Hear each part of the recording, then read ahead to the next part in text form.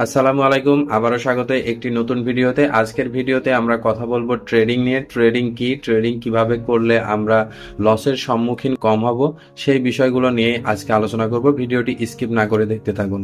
চলুন শুরু করা যাক আজকের ভিডিও।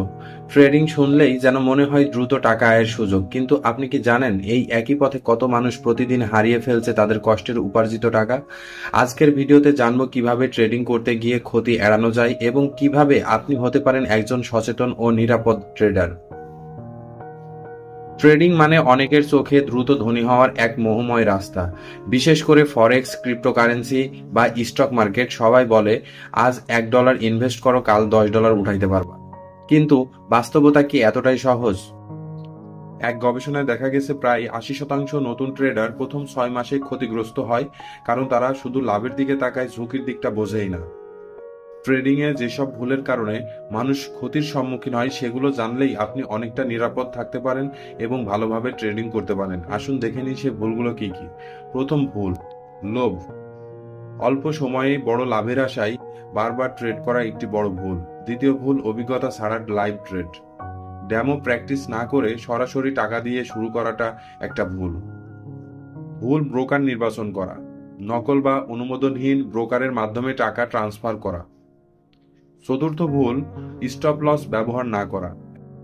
একটা ট্রেডে ক্ষতি হচ্ছে কিন্তু আপনি ভাবছেন আরে উঠবেই তো, আর এভাবেই শেষ হয়ে যাচ্ছে আপনার পুঁজি। পঞ্চম ভুল, আবেগ দিয়ে ট্রেড।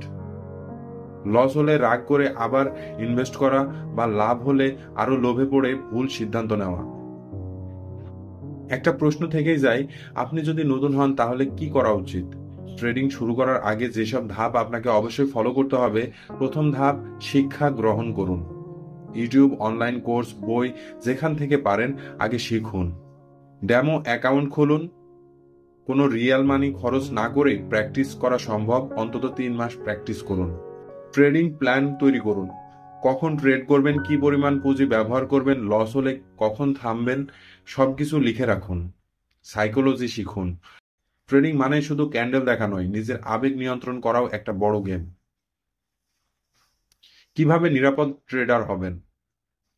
যদি আপনি নিজেকে একজন স্মার্ট ট্রেডার হিসেবে গড়ে তুলতে চান তাহলে এই নিয়মগুলো মেনে চলতে হবে। প্রতিদিনের লক্ষ্য ঠিক করুন। আজকের দিনে কত লাভ বা ক্ষতি হলে থামবেন সেটা আগে ঠিক করে রাখুন। 1 থেকে 2% রুল ব্যবহার করুন, অর্থাৎ আপনার মোট অ্যাকাউন্ট ব্যালেন্সের 1% থেকে 2%-এর বেশি ট্রেডে ইনভেস্ট করবেন না। নিউজ ফলো করুন। বড় কোনো অর্থনৈতিক খবর আসলে মার্কেট হঠাৎ উল্টে যেতে পারে।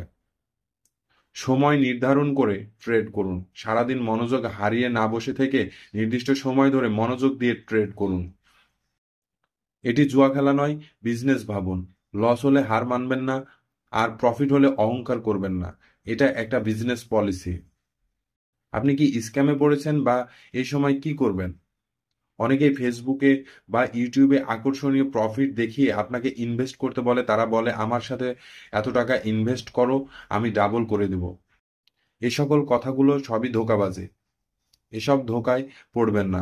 আপনি কি করবেন? কখনো কাউকে টাকা দিবেন না ট্রেড করার জন্য।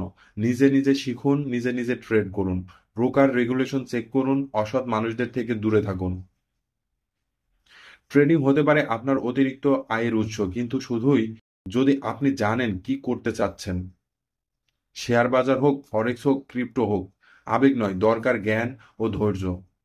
শুরু করুন ধীরে, শিখুন নিয়মিত, আর কখনোই একটা ট্রেডেই ধনী হওয়ার স্বপ্ন দেখবেন না। ভিডিওটি ভালো লেগে থাকলে লাইক, কমেন্ট, শেয়ার দিতে ভুলবেন না এবং সাবস্ক্রাইব করে আমাদের পাশে থাকুন।